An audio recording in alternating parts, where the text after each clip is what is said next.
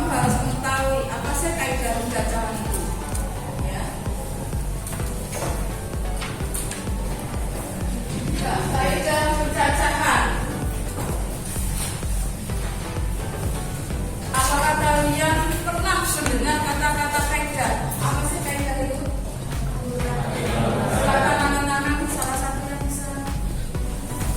Aturan. Aturan. Ya, betul.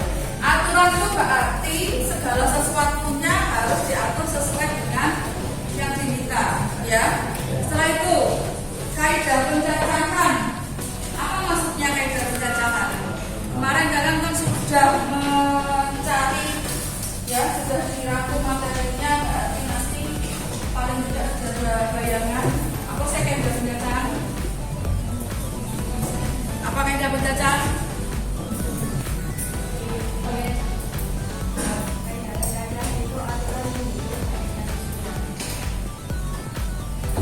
Aturan itu banyaknya susunan. Betul. Bisa ya. Kaidah pencacahan itu aturan banyaknya kita menghitung untuk susunan atau kejadian yang akan kita selidiki, ya. Berarti aturan untuk menghitung itu namanya kaidah pencacahan. Di kaidah pencacahan ini nanti, ya, kita akan mempelajari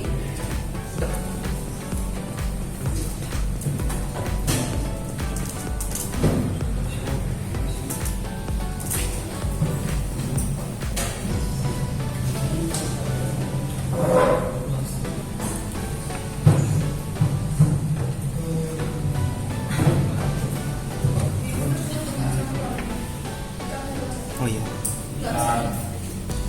Oke ya, kita mempelajari kaidah pencacahan. Kaidah pencacahan itu apa saja di situ? Ada apa saja di situ? Nah, sebelumnya kita harus mengetahui apa sih kita perlunya mempelajari kaidah pencacahan itu. Yang pertama di situ apa? Peserta didik dapat menjelaskan tentang aturan pengisian tempat. Ya, aturan pengisian tempat. Yang kedua apa di situ? Dapat menentukan hasil komutasi. Iya, peserta didik dapat menentukan hasil dari permutasi. Kalau sudah mengetahui hasil permutasi, berarti kita harus juga dapat menentukan hasil apa? Kombinasi. Kegunaannya apa saja kaidah pencacahan? Itu juga harus tahu. Iya.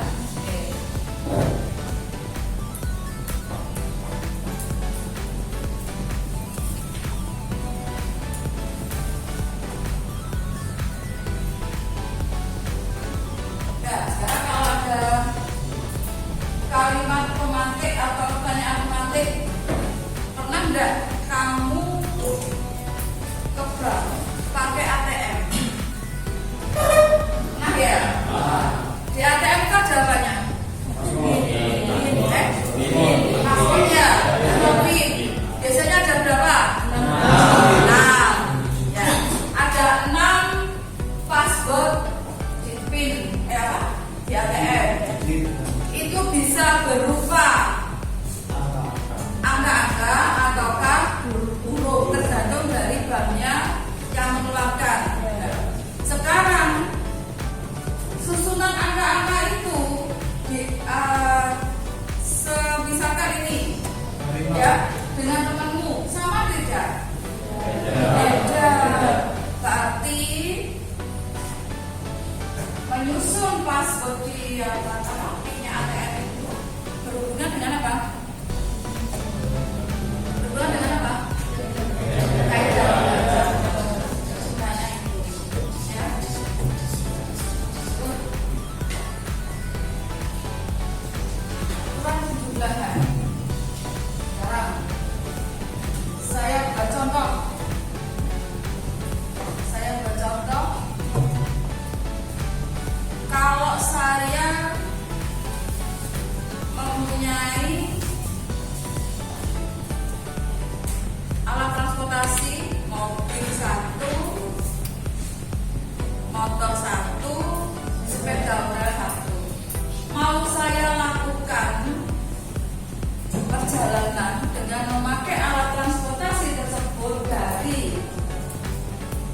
rumah ke sekolah.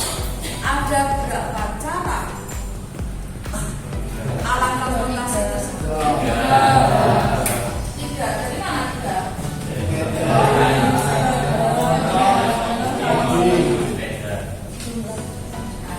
Ada tiga.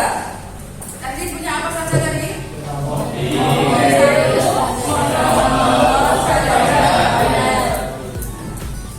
Untuk penggunaan alat transportasi tersebut kita memakai aturan penjumlahan.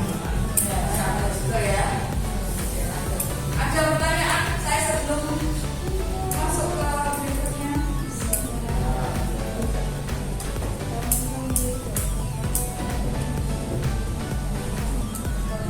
Nah, sekarang silakan membentuk kelompok yang sudah kalian tentukan sendiri dari teman-teman sebelumnya.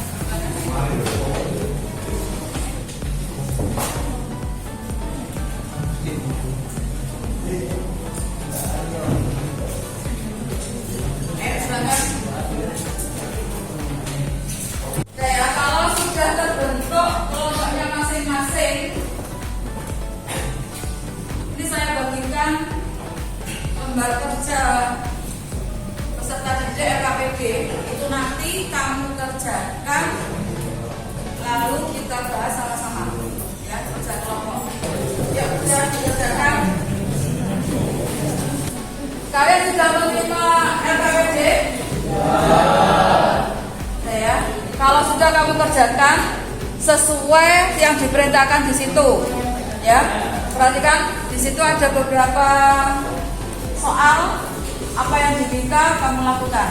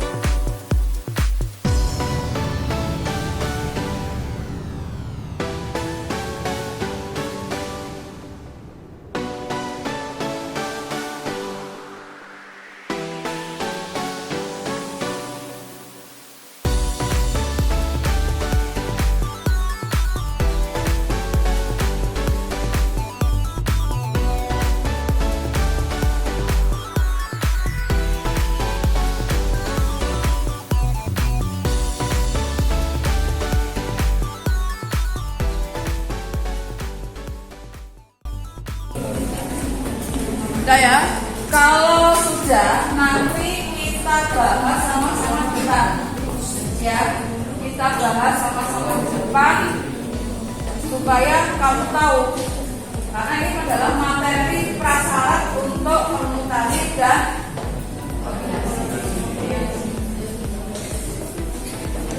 udah ya. Udah ya. Berarti kan sudah selesai semua. Alasannya? Untuk yang nomor 1, kelompoknya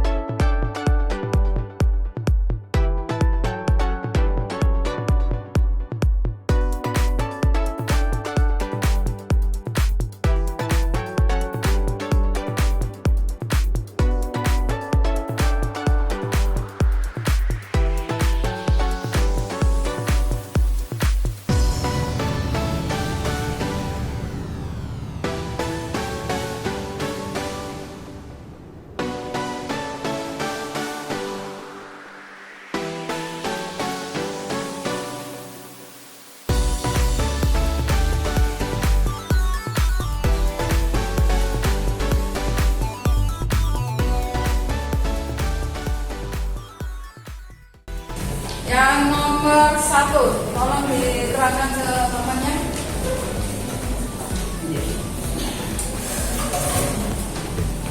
Yang di belakang kelihatan tulisannya? Yang nggak kelihatan ya. Oke, yang nomor 1, Pak. Jadi di sini ada ada sepatu sama 4 kaos kaki. Terus saya buat dalam bentuk tabel. Jadi masing-masing sepatu satu ini dipasangkan kaos kaki 1, terus kaos kaki 2, kaos kaki 3 sama kaos kaki 4. Terus yang sepatu 2 ini bersama dipasangkan kaos kaki 1, 2, 3 sama 4. Jadi di masing-masing sepatu ini ada 4 kaos kaki. Sepatu 1 ada 4 kaos kaki, sepatu 2 ada 4 kaos kaki. Terus jadi kita simpulkan 4 kali 2 ada 8 kemungkinan.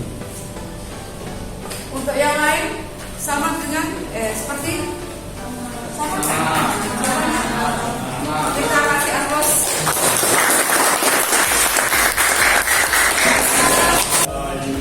Jadi nomor 4 itu kan ada kota P dan kota Q berhubung ke 5 jalan. Kota P dan kota Q itu berhubungan dari 5 jalan dan 7 jalan yang berbeda. Nah, jadi Pak Anton ini diketahui Pak Anton menginginkan jalan yang berbeda. Sedangkan jalan yang berbeda itu ada 7 dan sudah dilalui sama Pak Anton 3 jalan yang sudah dilalui. Jadi tinggal 4 jalan. Jadi 5 kali 4 hasilnya 20. Kenapa kok di sini 4 kok nggak 5 lagi? Karena sudah dilalui sama Anton. Tidak boleh dilalui, Tidak boleh dilalui dalam 2 kali. Saya sama nggak dengan jawabanmu? Nah, silakan. Kasih aplaus. Dari soalnya itu kan mintanya 3 kolom. Terus kolom pertama itu diisi sama huruf konsonan. Yang kita tahu kan huruf konsonan dari A sampai Z itu ada 26. Kemudian dikurangi 5 karena huruf vokal A, I, U, E, O. Jadi sisanya ada 21 aja. Terus yang kotak ketiga itu angkanya angka prima. Nah, angka prima ini dari 0 sampai 9 cuma ada 4, jadi 3, 2, 3, 5, dan 7. Kemudian kotak kedua diisi yang tidak sama dengan kotak ketiga. Nah, dimulai dari 0 sampai 9. Seharusnya kan kalau dilihat dari sini itu ada 10 angka. Tapi kalau kenapa 9? Karena 3-nya itu sudah dipakai di angka prima yang tadi, menggunakan di kotak ketiga. Jadi nanti totalnya 21 dikali 9 dikali 4 ada 756. Sama seperti jawaban kalian?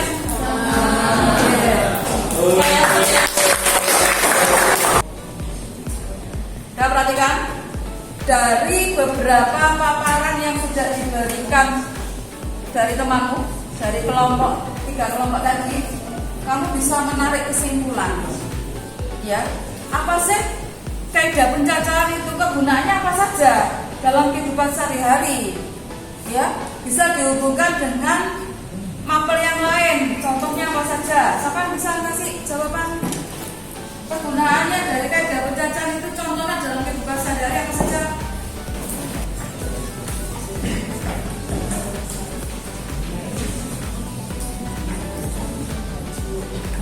Yang keras, gak dengar mungkin.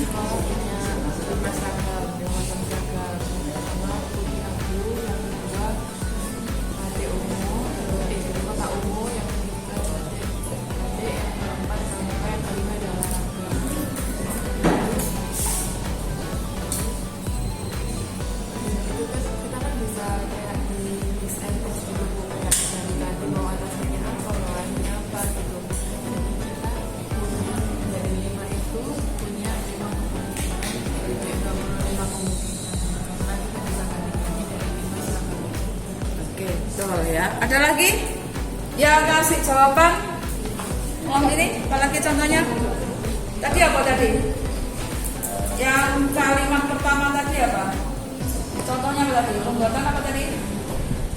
Tadi loh, pembentukan apa? Pin? Iya, pin ATM kan juga bisa itu.